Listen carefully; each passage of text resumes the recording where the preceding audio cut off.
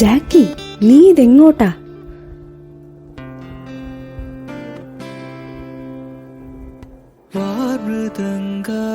വാദ്യവൃന്ദങ്ങൾ വാനിലുയരുന്നുവോ, സ്വർണ്ണ കസ്തൂരി കനക കളഭങ്ങൾ കാറ്റിലുതിരുന്നുവോ, അറിയമാൻ പേട പോലെ നീ എൻ്റെ അരികെ വന്നൊന്നു നിൽക്കുമ്പോൾ, മഴയിലാടുന്ന ദേവതാരങ്ങൾ മന്ത്രമേലാപ്പുമെയ്യുമ്പോൾ, നീ വനവലാകയായി പാടുന്നു. ഇതൊരമരഗന്ധർവയാമം, ഇതൊരനക സംഗീത സല്ലാപം, അലഞ്ഞൊറിയും ആഷാഢതീരം, അതിലമൃദു പെയ്യുമീഴാം യാമം. അറിയാതെ അറിയാതെ ഈ പവിഴവാർ തിങ്കളറിയാതെ അലയാൻ വാലിയാൻ വായി പ്രണയ തൽപ്പത്തിലമരാൻ വാ.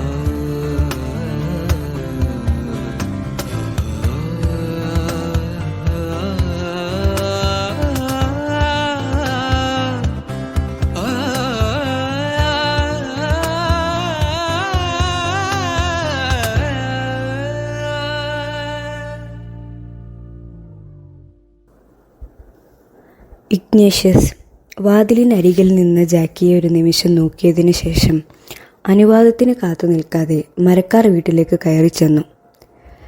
ജാക്കിയെ പിന്തുടർന്നു വന്ന മരക്കാർ വീട്ടുകാരും അമ്മാവനും മകനും അവനെ കണ്ടതോടെ നിശബ്ദരായി. ഇഗ്നേഷ്യസ് അവരെയെല്ലാം മാറി മാറി നോക്കിയതിനു ശേഷം ജാക്കിയുടെ നേരെ തിരിഞ്ഞു. എടുക്കാനുള്ളത് എന്താണെന്ന് വെച്ചാൽ എടുത്തിട്ട് വാ, എനിക്ക് പോയിട്ട് വേറെ പണിയുണ്ട്. അവളെ നീ എങ്ങോട്ട് കൊണ്ടുപോകുന്നായി പറയുന്നേ? ഇത് നല്ല കാര്യം. കല്യാണം കഴിഞ്ഞാൽ പിന്നെ ഭാര്യ ഭർത്താവിൻ്റെ കൂടെയല്ലേ ജീവിക്കേണ്ടത്? നീ എങ്ങനാടാ അവളുടെ ഭർത്താവുന്നേ? എന്ത് ധൈര്യത്തിലാണ് നീ ഇങ്ങോട്ട് കെട്ടിയെടുത്തത്? ഞാൻ വിളിച്ച എൻ്റെ കെട്ടിയോള് കൂടെ ഇറങ്ങിപ്പോരുമെന്ന ധൈര്യത്തിൽ തന്നെയാണ് ഈ കൊച്ചുവെളുപ്പം കാലത്ത് ഞാനിങ്ങനെ എഴുന്നള്ളിയത്. ജാക്കുലിൻ, വേഗം നോക്ക്. ജാക്കി അമ്മാവനെയും മകനെയും ദേഷ്യത്തോടെ ഒന്ന് നോക്കിയതിനു ശേഷം മുകളിലേക്ക് കയറിപ്പോയി. അന്തരീക്ഷത്തിലെ ടെൻഷൻ അറിയുന്നില്ല എന്ന മട്ടിൽ ഇഗ്നേഷ്യസ് സിറ്റിംഗ് റൂമിലേക്ക് നടന്ന് സോഫയിൽ കാല് നീട്ടിയിരുന്നു. ഇറങ്ങിപ്പോടാ ഈ വീട്ടിൽ നിന്ന്. ഇഗ്നേഷ്യസ് അയാളെ ഒരു നിമിഷം ഒന്ന് നിരീക്ഷിച്ചു. പപ്പയുടെ അകന്ന ബന്ധത്തിലുള്ളൊരമ്മാവന. ഇഗ്നേഷ്യസിൻ്റെ നിശബ്ദമായ ചോദ്യത്തിന് ജെയിംസ് ഉത്തരം നൽകി. ഇതേ സമയം 2 സൂട്ട് കേസുകളുമായി ജാക്കി താഴെ എത്തി. പോകാം. നീ നടന്നോ, എനിക്ക് കുറച്ച് വിശേഷം ചോദിച്ചറിയാനുണ്ട്. മറിച്ചൊന്നും പറയാൻ നിൽക്കാതെ ജാക്കി കാറിൽ കയറാൻ പോയി. എല്ലാവരും എന്താ ഇങ്ങനെ സീരിയസ് മൂഡിൽ? കുടുംബത്തിലൊരു കല്യാണം നടക്കുമ്പോൾ ഇങ്ങനെയാണോ വേണ്ടത്? അമ്മാവൻ ഞങ്ങളെ വിരുന്നിന് വിളിക്കാൻ വന്നതാവുമല്ലേ? നിന്റെ അപ്പനാടാ ഞാൻ വിരുന്നൊരുക്കുന്നത്. ഇഗ്നേഷ്യസ് പല്ലിറമ്പിക്കൊണ്ട് കണ്ണടച്ചു. അമ്മാവൻ വാക്കുകൾ സൂക്ഷിച്ചു ഉപയോഗിച്ചാൽ കൊള്ളാം. അബ്രഹാമേ. ഇഗ്നേഷ്യസ് എഴുന്നേറ്റു. ഇതിലാരാ എൻ്റെ ഭാര്യയെ കെട്ടാൻ വന്ന മഹാൻ? ഞാനാ. എന്താ? കൊള്ളാം, അതെനിക്കിഷ്ടപ്പെട്ടു. കല്യാണം കഴിഞ്ഞ പെണ്ണിനെ വീണ്ടും കെട്ടിക്കുന്ന ഏർപ്പാട് നല്ല വെറൈറ്റി ആയിട്ടുണ്ട്. ആ സമ്പ്രദായത്തോട് യോജിക്കണമെന്നുണ്ട്. പക്ഷേ കാര്യം എൻ്റെ ഭാര്യയുടെ ആകുമ്പോൾ അത് ഇച്ചിരി ബുദ്ധിമുട്ടാണ്. ഒന്നും തോന്നല്ലേ? വിശദമായിട്ട് പിന്നീട് നമുക്ക് പരിചയപ്പെടാം. ഇപ്പോൾ പോയിട്ട് കുറച്ച് തിരക്കുണ്ട്. ഇഗ്നേഷ്യസ് പോകാനായി തുടങ്ങി. അപ്പോൾ പിറകിൽ നിന്ന് ഫിലിപ്പ് സംസാരിക്കാൻ തുടങ്ങി. ഇത് ഇവിടം കൊണ്ട് അവസാനിച്ചു എന്ന് നീ കരുതണ്ട ഇഗ്നേഷ്യസ്. കരുതുന്നില്ല. ഇനിയല്ലേ കളി തുടങ്ങുന്നത്. പിന്നെ അമ്മായിയപ്പനും അളിയന്മാരും വകയിലെ അമ്മാവനൊക്കെ അറിയാൻ വേണ്ടി പറയുക. 2 കെട്ടിക്കുന്നതൊക്കെ കൊള്ളാം. മേലെ എൻ്റെ ഭാര്യയെ കല്യാണാലോചിച്ച് മുറ്റത്ത് ഏതെങ്കിലും വന്നു ഞാൻ അറിഞ്ഞ പിന്നെ ബാക്കി ഞാൻ പറയുന്നില്ല. ഒരു സസ്പെൻസ് ഒക്കെ ഇരിക്കട്ടെ. അത്രയും പറഞ്ഞുകൊണ്ട് അവൻ പുറത്തോട്ടിറങ്ങി. പിന്നാലെ വീട്ടിലുള്ളവരും പുറത്തിറങ്ങി. ഈ മാരേജ് ഡിസോൾവ് ചെയ്യിപ്പിക്കാൻ ഞങ്ങൾക്ക് ഇനിയും സമയമുണ്ട്. കൺസ്യൂമേറ്റ് ചെയ്യാത്ത മാരേജിന് ഡിവോഴ്സ് ഇട്ട വലിയ പണിയൊന്നുമില്ല.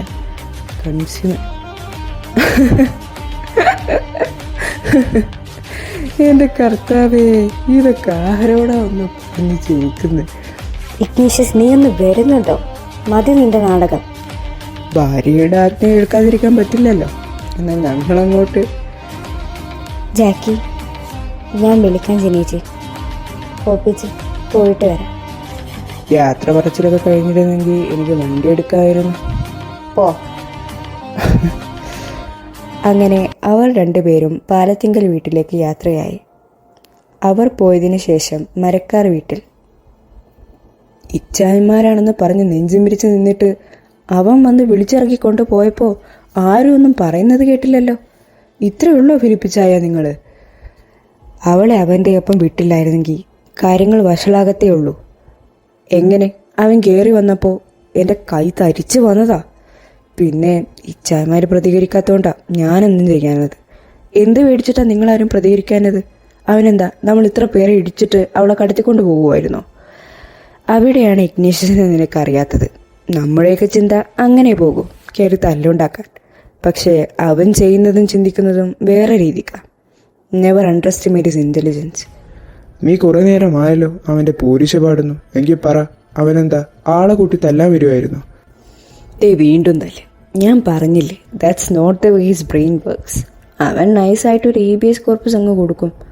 നിയമപരമായി അവൻ കല്യാണം കഴിച്ച് അവൻ്റെ ഭാര്യയെ തടങ്കലിൽ വെച്ചിരിക്കുകയാണെന്നും അവളെ അവന് വിട്ടുകൊടുക്കണമെന്ന് പറഞ്ഞിട്ട് ഒരു കോർട്ട് ഓർഡറുമായി പോലീസ് അകമ്പടിയോടെ കൂടിയാകും അവൻ വരുന്നത്. അവൻ്റെ ചെറുവിരൽ പോലും അനക്കാതെ പുഷ്പം പോലെ അവൻ അവിടെ ഇറക്കിക്കൊണ്ട് പോവുകയും ചെയ്യും. ഇനി എന്ത് പൂരം കാണാൻ നിൽക്കുക? വാടാ പോളെ. പാലത്തിങ്കക്കാരുടെ നേരെ വാ പൊളിക്കാൻ ഇവന്മാരാരും ആയിട്ടില്ല. ഞങ്ങൾ ഇറങ്ങുവാ. അങ്കിള് നിൽക്ക്.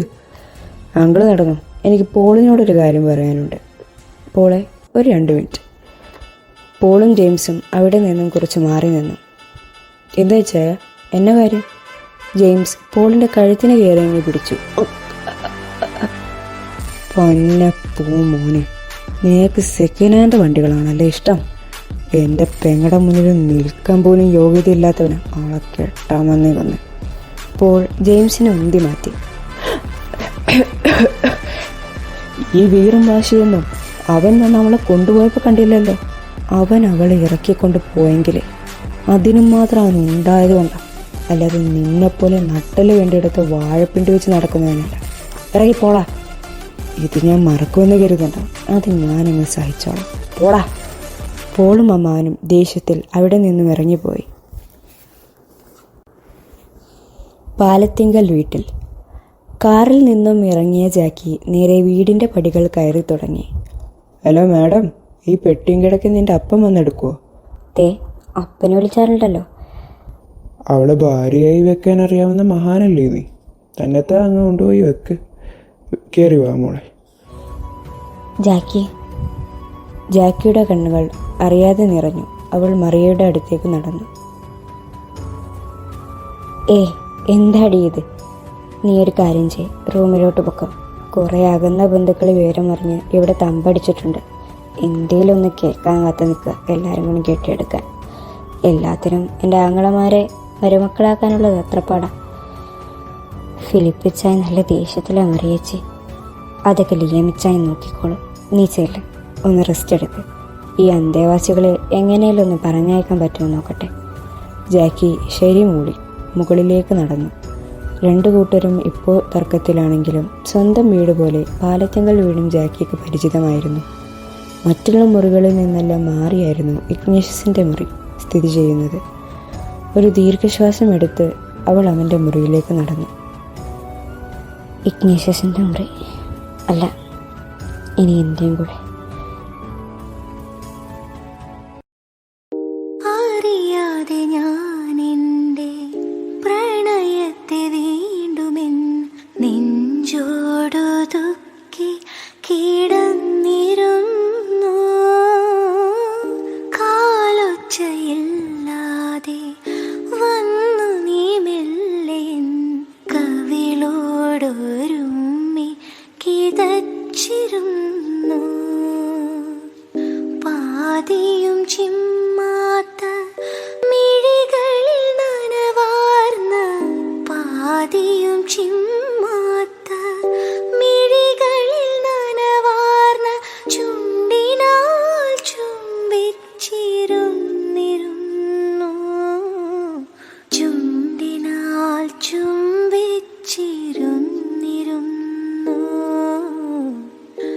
മറന്നിട്ടുമെന്തിനോ മനസ്സിൽ തുളുമ്പുന്നു മൗനാനുരാഗത്തിൻ ലോലഭാവം.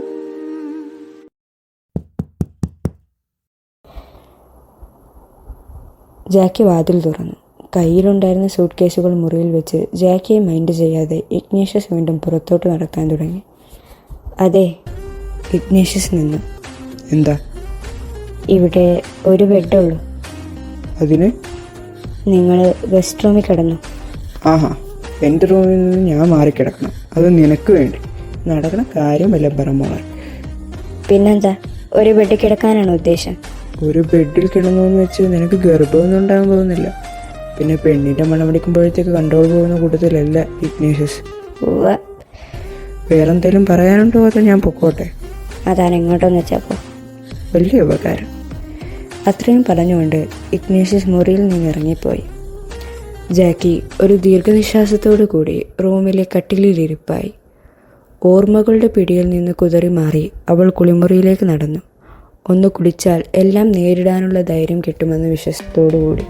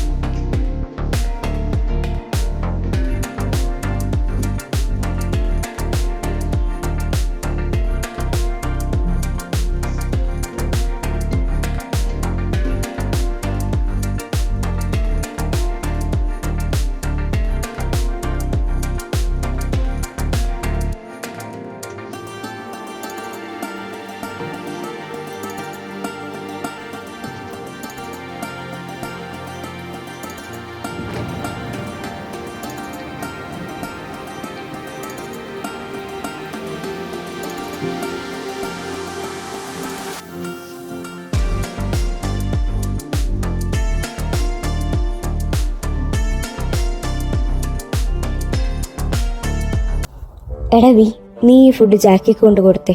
ജനേച്ചി വിളിച്ചായിരുന്നു. അവൾ അവിടെ നിന്നൊരു വക കഴിച്ചിട്ടില്ല. ഓ പിന്നെ, അവളുടെ പള്ളിയറയിലേക്ക് കൊണ്ട് കൊടുത്താലേ അവൾ എന്തെങ്കിലും കഴിക്കത്തുള്ളൂ. വല്ലതും കഴിക്കാൻ വേണമെങ്കിൽ താഴോട്ട് വരാൻ പറ. ഇത് ചെറുക്ക, നിന്റെ വിളച്ചിലൊക്കെ അങ്ങ് പുറത്ത്. മര്യാദയ്ക്ക് ഇത് അവൾക്ക് കൊണ്ട് കൊടുത്തോ. എന്താ ഈ പുതിയ ആചാരം? എല്ലാരും താഴെ വന്നല്ലേ കഴിക്കാറ്? അവളും താഴെ വന്ന് കഴിക്കാം. ഈ കുടുംബക്കാരുടെ കുടിയിരിപ്പ് സമരം ഒന്ന് കഴിഞ്ഞോട്ടെ. നിന്റെ ഓരോ തല്ലുകൊള്ളിത്തരത്തിന് അവൾ അനുഭവിക്കാൻ ഞങ്ങൾ സമ്മതിക്കില്ല. ഓ, സെന്റിമെന്റ്സ്. ഇങ്ങതാ കൊണ്ടവിടെ അണ്ണാക്കി വെച്ച് കൊടുത്തേക്കാം. ഇഗ്നേഷ്യസ് ഭക്ഷണവുമായി മുറിയിൽ കയറി. മുറിയിൽ ജാക്കിയെ കാണാത്തപ്പോൾ അവൻ അവിടെ ഉണ്ടായിരുന്ന ടേബിളിൽ ഫുഡ് വെച്ച് മുറിയിലെ സോഫയിൽ കാല് നീട്ടിയിരുന്നു. അതേസമയം ജാക്കി കുളി കഴിഞ്ഞിറങ്ങി.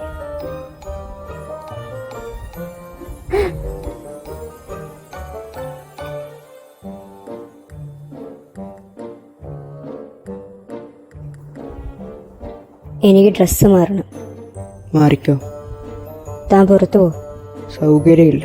ശേ, എന്ത് സ്വഭാവമായത്? എന്റെ സ്വഭാവം എങ്ങനെ തന്നെ, വേണമെങ്കിൽ സഹിച്ചാൽ മതി. എനിക്ക് വേണ്ടെങ്കിലോ?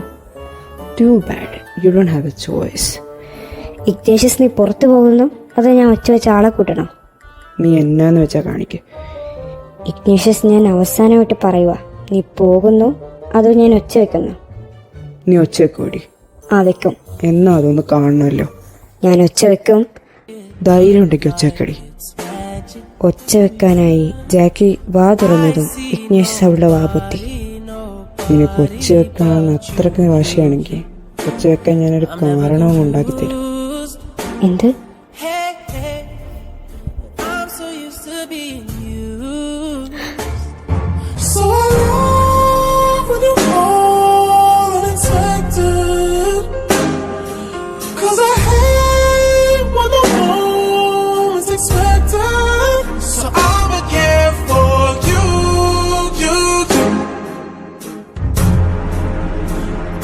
Care for you, you, you.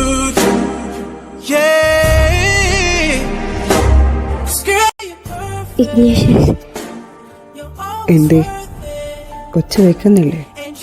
അതോ ഉണ്ണിയാർച്ച അടങ്ങിയോ? മാറ്. എനിക്ക് മാറാൻ തോന്നുന്നില്ല. മാറാൻ. ഇന്ന് നമ്മുടെ ഫസ്റ്റ് നൈറ്റ് അല്ലേ, നിന്നെ അങ്ങനെ അങ്ങ് വിടാൻ പറ്റുമോ? First night. First of many nights baby. പക്ഷേ ഇന്ന് വേണ്ട. ഞാൻ എൻ്റെ മനസ്സ് മാറ്റി. നീ എന്നോട് ഇങ്ങോട്ട് വന്ന് ആവശ്യപ്പെടുന്നത് വരെ നിൻ്റെ ഒരു രോമത്തിൽ പോലും ഞാൻ തൊടില്ല. Consent is everything. ആ പിന്നെ നിൻ്റെ നാത്തൂൻ നിന്നെ കുറച്ച് ഫുഡ് കൊടുത്ത് കഴിച്ചിട്ടുണ്ട്. കഴിച്ചിട്ട് കിടക്കണേ. ഞാൻ നിന്നെ നോക്കുന്നില്ല എന്നുള്ള കംപ്ലൈൻറ്റ് വേണ്ട. അപ്പോൾ ശരി, ഗുഡ് നൈറ്റ്. അത്രയും പറഞ്ഞുകൊണ്ട് കട്ടിലിൻ്റെ വലതുവശത്തായി അവൻ കിടന്നു. ജാക്കി ഡ്രസ്സ് മാറി വന്നപ്പോഴേക്കും അവൻ നല്ല ഉറക്കമായിരുന്നു. ഫുഡ് കഴിച്ചതിന് ശേഷം ജാക്കി ബെഡിൽ കയറി. ഉറങ്ങുന്ന ഇഗ്നേഷ്യസിനെ കുറച്ചു നേരം നോക്കിക്കിടന്നു. കണ്ടുറന്നിരുന്നപ്പോൾ കണ്ട ആ മുഖം തന്നെ കണ്ണടച്ചപ്പോഴും സ്വപ്നം കണ്ട് അവളും ഉറക്കമായി.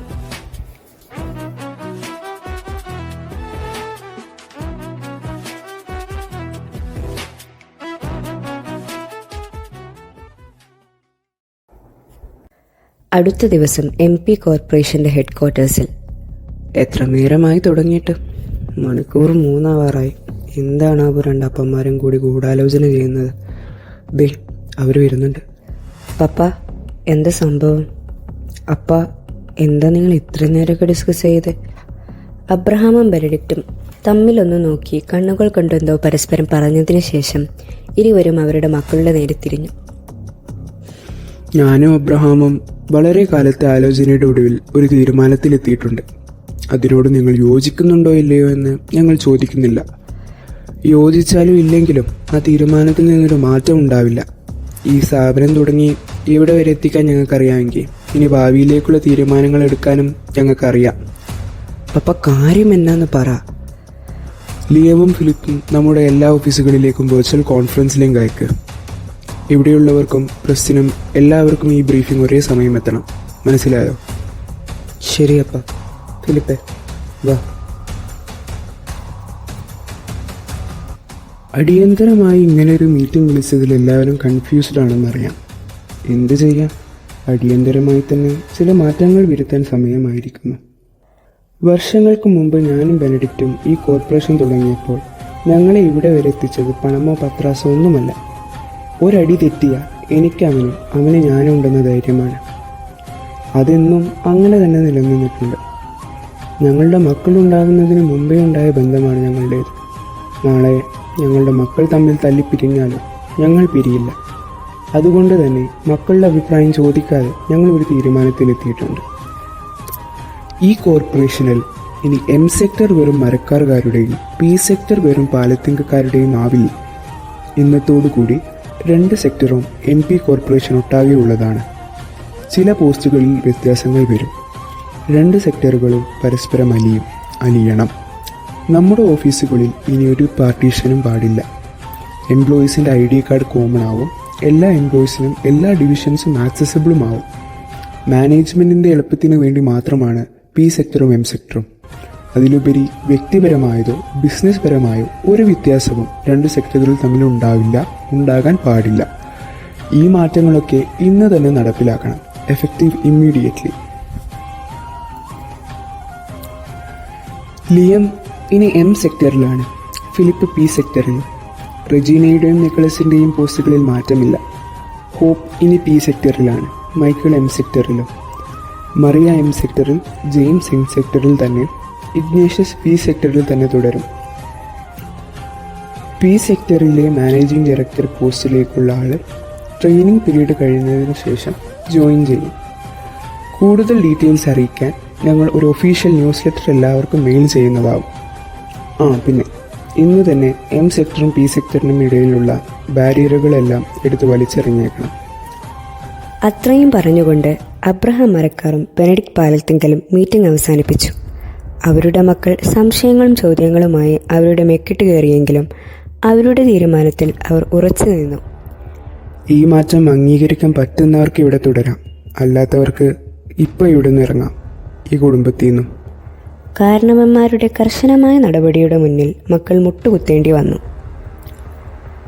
ഹേ Angela, do me a favour. ഇത് പി സെക്ടറിലെ ഒഫീഷ്യൽസിനെ കാണിക്കാനുള്ളതാണ്. അവിടെയുള്ള ആരെങ്കിലും അവൈലബിൾ ആണോ? 1 മിനിറ്റ് മാം. ഇപ്പോൾ നിക്ലസ് സാറ് മാത്രമേ അവൈലബിൾ ആയിട്ട് കാണുന്നുള്ളൂ. അപ്പോയിൻമെൻ്റ് എടുക്കട്ടെ? ആ, എടുത്തോ. ആ മാം, ഒന്നും തോന്നരുത്. നമ്മുടെ ലെഡ്ജറിൽ ഫുൾ നെയിം എഴുതണം. മാമിൻ്റെ ഫുൾ നെയിം എന്ന് പറഞ്ഞിരുന്നെങ്കിൽ നോ ഇഷ്യൂ. ഫുൾ നെയിം ഞാൻ പറയാം. Just a minute ma'am. ആ, ഇനി പറഞ്ഞോളൂ. Who should I see is asking for an appointment? Mrs Regina Nicholas Palathingal.